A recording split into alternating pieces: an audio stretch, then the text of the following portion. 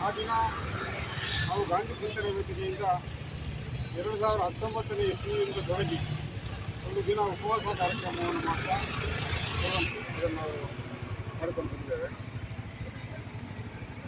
ಮೊನ್ನೆ ಸುಳ್ಯ ನಗರದ ಗಾಂಧಿನಗರದಲ್ಲಿ ಮಹಾತ್ಮ ಗಾಂಧಿಯ ಪ್ರತಿಮೆಯನ್ನು ನಮ್ಮ ನಗರ ಮಧ್ಯೆ ಆಚರಣೆಗಳ ಸ್ವಾರ್ಥಕ್ಕೆ ಪೂರಕವಾಗಿ ನಿಂತು ದೇಶ ಆಡಳಿತವನ್ನು ವಹಿಸಿಕೊಂಡು ಏನು ಅವರ ಕಟುಮುಷ್ಟಿಕೊಂಡಿದೆ ಆ ಕಟುಮುಷ್ಟಿಯಲ್ಲಿದ್ದಂಥ ಬ್ರಿಟಿಷರ ಆಡಳಿತದಿಂದ ಭಾರತವನ್ನು ಹೊರಗೆ ತರಬೇಕು ಮತ್ತು ಈ ದಾಸ್ಯದಿಂದ ಮುಕ್ತಗೊಳಿಸಬೇಕು ಅಂತ ಕಾರಣಕ್ಕಾಗಿ ಮಹಾತ್ಮ ಗಾಂಧೀಜಿಯವರು ಇಡೀ ದೇಶವನ್ನು ಸಂಚರಿಸಿ ಹಲವಾರು ಬಾರಿ ಇಡೀ ದೇಶವನ್ನು ಹಳ್ಳಿಗೆ ಸುಳ್ಳಕ್ಕೆ ಕೂಡ ಬಂದಿದ್ರು ಅನ್ನುವಂಥದ್ದನ್ನು ಗಮನಿಸಿಕೊಂಡು ಸಂಘಟಿಸಿ ಈ ದೇಶ ಜನರನ್ನು ಒಟ್ಟುಗೂಡಿಸಿ ಭಾರತವನ್ನು ಹತ್ತಿತ್ತು ಅನ್ನುವಂಥದ್ದು ನಾವು ಕಲ್ಪನೆ ಮಾಡಿಕೊಳ್ಳಬೇಕು.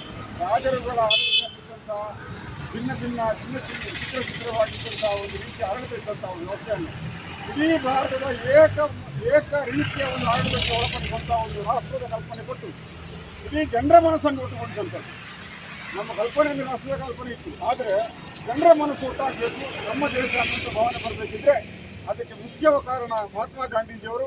ಅವರು ಯಾವುದೇ ರೀತಿಯ ಪ್ರಚಾರಕ್ಕೆ ಆಸೆ ಪಡದೆ ಅವರ ಜೀವನವನ್ನೇ ಸಂಪೂರ್ಣವಾಗಿ ಮುಡುಪಾಗಿತ್ತು.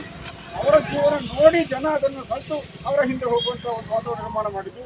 ಅಂತಹ ಒಂದು ಮಹಾತ್ಮ ಗಾಂಧೀಜಿಯವರ ವ್ಯಕ್ತಿತ್ವವನ್ನು ನಾವು ಇವತ್ತು ಕೊಂಡಾಡಬೇಕು ಮಾತ್ರ ಅಲ್ಲ, ಏನು ಆದರ್ಶ ಇದೆ ಸತ್ಯ ಮತ್ತು ಅಹಿಂಸೆಯ ಆಯುಧದಿಂದ ಇಡೀ ಮನುಷ್ಯ ಕುಲವನ್ನು ಬದಲಾವಣೆ ಮಾಡಲಿಕ್ಕೆ ಸಾಧ್ಯ ಆಗ್ಬೋದು ಅನ್ನುವಂಥ ಏನು ದೇವಮಾನವರೆಲ್ಲ ಏನೆಲ್ಲ ಹೇಳ್ತಿದ್ರು ಅದನ್ನು ನಿಜವಾಗಿ ಮನುಷ್ಯರೂಪದಲ್ಲಿ ಜಾರಿಗೆ ತಂದಂತಹ ಮಹಾತ್ಮ ಗಾಂಧೀಜಿಯವರ ಪ್ರತಿಮೆಗೆ ಇವತ್ತು 1948ನೇ ಇಸ್ವಿಯಿಂದ ಇವತ್ತಿನವರೆಗೆ ಎಷ್ಟು ವರ್ಷ ಆಯಿತು.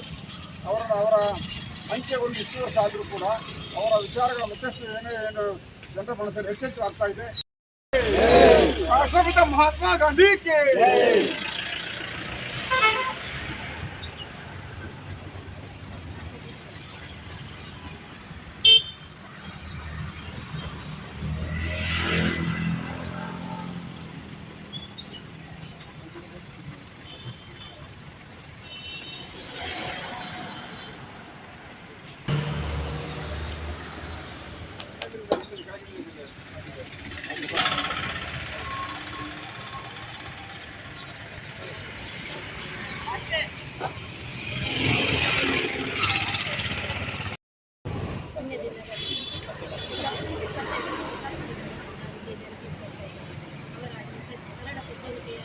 ಸ್ವಭಾವದಿಂದಾಗಿ ಅವರು ನಮಗೆಲ್ಲರಿಗೂ ರಾಷ್ಟ್ರಪಿತರಾಗಿ ಆಗಿದ್ದಾರೆ.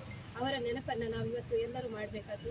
ಸ್ವಾತಂತ್ರ್ಯ ಹೋರಾಟಗಾರರಲ್ಲಿ ಹಲವು ವಿಚಾರಗಳಲ್ಲಿ ಹೋರಾಟ ಮಾಡಿ ನಮ್ಮ ದೇಶಕ್ಕೆ ಸ್ವಾತಂತ್ರ್ಯ ತರಲಿಕ್ಕೆ ಮಾಡಿ ಕೂಡ ತುಂಬ ಶ್ರಮವನ್ನು ಪಟ್ಟಿದ್ದಾರೆ.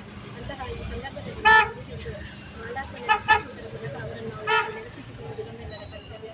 ಅದೇ ರೀತಿ ನಮ್ಮ ದೇಶಕ್ಕಾಗಿ ಹೋರಾಟ ಮಾಡಿದಂತಹ ಸೈನಿಕರನ್ನು ಕೂಡ ನಾವು ನೆನಪಿಸಬೇಕಾಗ್ತದೆ. ಈ ಒಂದು ಕಾರ್ಯಕ್ರಮಕ್ಕೆ ನನಗೆ ಅರ್ಜುನನನ್ನು ಈ ಒಂದು ವಿಷಯದಲ್ಲಿ ಮಾತನಾಡಲಿಕ್ಕೆ ಅವಕಾಶ ಮಾಡಿಕೊಟ್ಟಂತಹ ನನ್ನ ಎಲ್ಲರಿಗೂ